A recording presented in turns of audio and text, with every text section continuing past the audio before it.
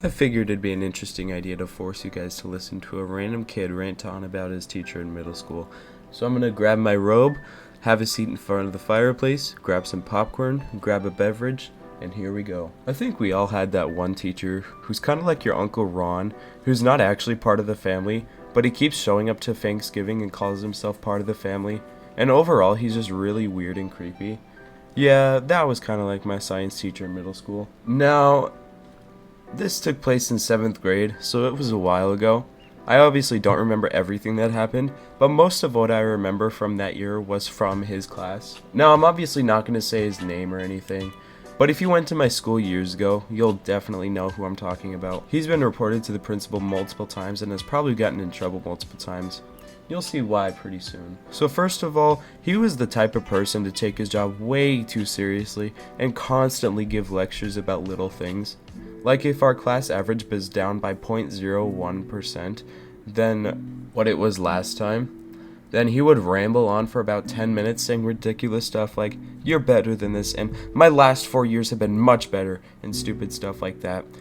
Like there was one time I was getting ready to go for lunch. I just wanted to pause and say real quick. At my school, we were allowed to have our phones during lunch. So that's going to give a little more context to this next example. Where my friend grabbed my phone from my locker and pretends to run away with it. Right when he started to give it back, the teacher came out and started getting me in trouble for having my phone outside my locker. My friend tries to tell him that he was the one who took it and was just joking around, but he just tells him to go to lunch. And then once he leaves, the teacher continues to yell at me. I didn't even bother trying to argue with him because I knew that'd be pretty pointless. Later on, people started to realize that he didn't just take his job way too seriously. He was also pretty weird. It was like you went into his class and you just got that super weird and eerie vibe. I remember that he had like a model of a skeleton in the corner of the room and he would always call it Boney. Yeah, Boney. So like he would do lessons on bones and stuff, and so he would go over to that skeleton and then he would say stuff like, "As you can see here, Boney has an elbow," or just something weird like that. That's not exactly what he was saying, but just stuff like that would just make the whole situation really uncomfortable. You might as well have also called him the PE teacher back then, because it was so painfully obvious that he liked the girls more than guys.